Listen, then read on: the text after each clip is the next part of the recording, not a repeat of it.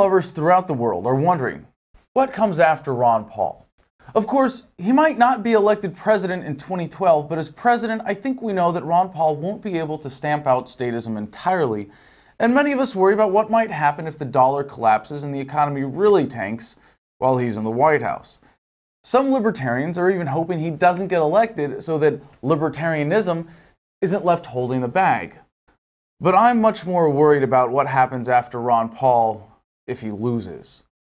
My prediction is that after doing well in, if not winning, Iowa and New Hampshire, the party establishment will get their foot soldiers lined up behind Romney, if only to ensure Paul's defeat. We can hope that they won't be able to get their act together in time, but these are political manipulators, not bureaucrats, and my optimism doesn't keep me from realism. You know why a guy like Rick Santorum is still in the race? If he can hang on to just 5% of the vote, that's worth at least a decent cabinet position in the Romney administration in exchange for an endorsement. That's just how it happens. But here's the exciting possibility. What if the GOP establishment can't get their act together? What if we see a Gingrich-Perry-Romney slugfest all spring and Ron gets to keep building up his base, winning converts to the message in time to keep posting victories in early primary states after Iowa and New Hampshire? I think Ron Paul has a legitimate chance to win this time around.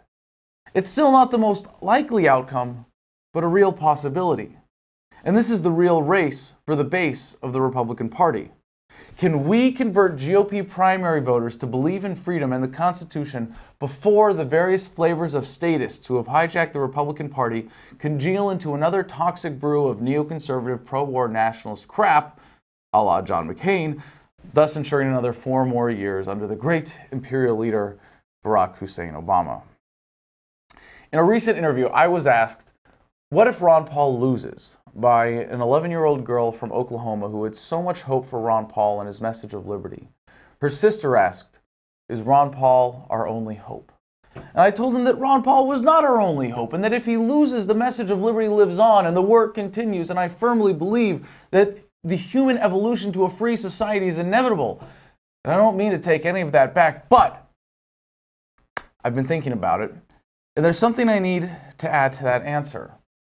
Although Ron Paul is not running for re-election to Congress, there's his son, Senator from Kentucky, Rand Paul, the freshman congressman from Michigan, Justin Amash, former governor of New Mexico, Gary Johnson, plenty of successors lined up to eagerly fill his shoes. And should Ron Paul not win, there will be no shortage of libertarian candidates, and I'm sure that they'll be fighting over who should pick up the banner in 2016. But, to be perfectly honest, there's not a single one I'm looking forward to as a replacement for Dr. Paul because, well, his shoes are just too big to fill. There will never be another Ron Paul in human history. There will never be a better man at a better time with a better opportunity to advance humanity. And it's not because we're there in terms of getting it. Most Americans are still asleep. Most people on this planet have no idea how the various ideologies of statism are holding us all back.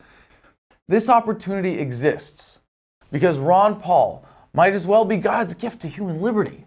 A doctor, a veteran, a family man, a 12-term congressman with a consistent voting record, all with a pretty little bow on top of having delivered over 4,000 babies.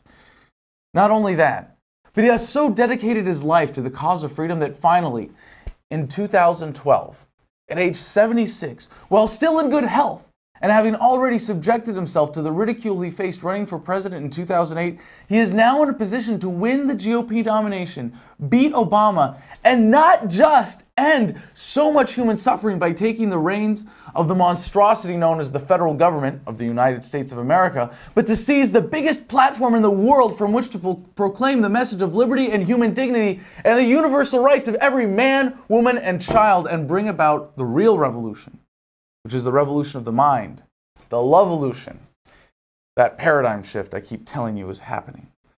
So maybe this isn't it for humanity. Maybe we'll get another chance after Ron Paul.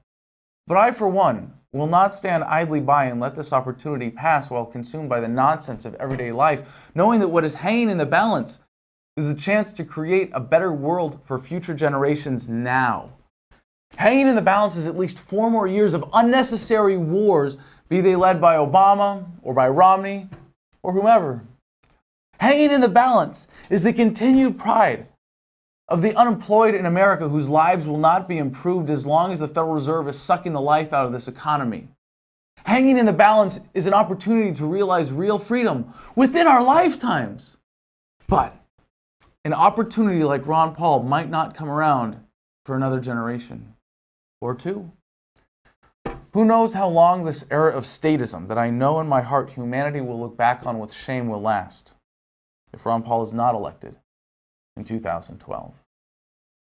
As a combat veteran myself who has seen just a slice of the brutality humanity is capable of, there is a particular imperative for me. War is humanity's greatest failure, and I would hope that mine might be the last generation of combat veterans the world will ever know. That depends on Ron Paul, and that depends on you. Now is the time to get involved. Now is the time to dig deep and donate what you can. Now is the time to get your butt to Iowa or New Hampshire or sign up to start flooding the phone lines in battleground states. Now is the time to wave signs and make videos and ridicule the other candidates, to expose them as the hopeless champions of the status quo that they really are. Now is the time to think about the world you want your children to grow up in.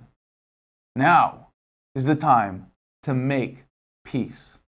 Now is the time for liberty. Now is the time for Ron Paul.